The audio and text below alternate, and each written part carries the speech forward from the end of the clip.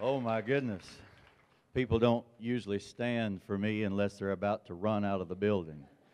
Uh, I, I thought it was very prophetic that I'm closing out your final service in this facility. I've closed out a lot of things. I really have. I've been to a lot of churches where as soon as they hear me, I've closed it out. That's my last time there. I'll never forget one night I was in a church in Crossville, Tennessee. I think there were about 500 or 600 people present. And at the altar time, there was probably over half of them in the altar. And when I say in the altar, I mean crying and weeping and really cleansing and coming heart to heart with Papa. And the pastor had me there because, I tell you, I keep dropping bracelets. But I think before I finish my story, this one's very prophetic. I've got a little friend in Dixon, Illinois, who is watching by live stream. Her name is Alexis. She's my adopted granddaughter, one of 3 that I have there. And she made this bracelet for me. Alexis, evidently I did not hook it well. So y'all hang on one second.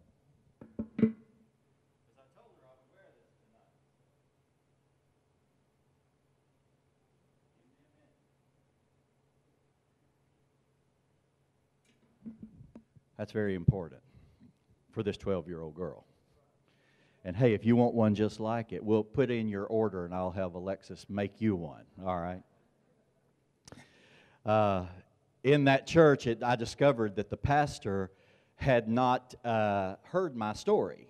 It was one of those cases where his wife had heard my story, and as we've discovered, if our wife hears something and is blessed by it and likes it, you probably go with what your wife wants to do, right? Sometimes we do.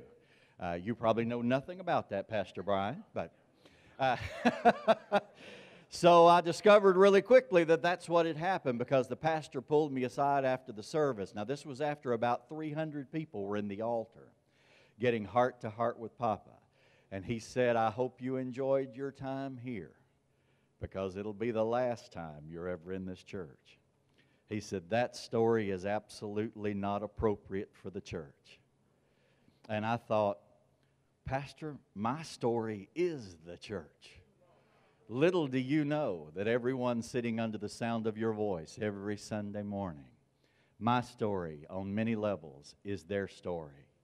But they wouldn't dare tell you because they've already picked up from your heart that they would immediately become unacceptable. I said, but you got a way bigger problem than this.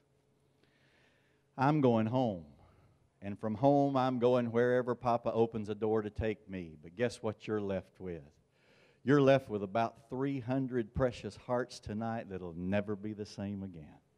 Never be the same again. Dude, you better get on your knees and catch up fast. You better catch up fast. Because they don't want the old ways, they don't want the old cage, they don't want the old bondage. They want to be absolutely free.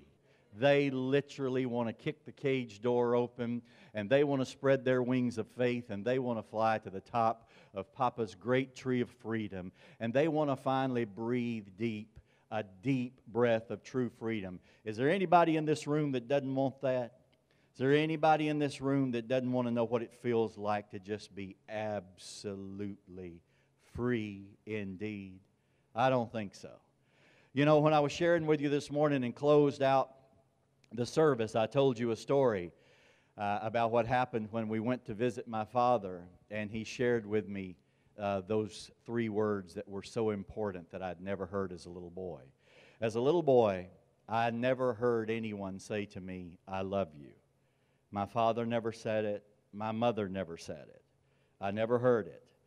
And so, at that late time in my life, for my father to turn around and walk back to the van as we were leaving and say to me, I love you, I clearly understood that I'm not so sure his definition of the phrase and mine is the same, but it's not mine to judge. I knew that what Papa was really saying to me is, I know how desperately you need to hear this, Danny. I know how much you've wanted to hear it.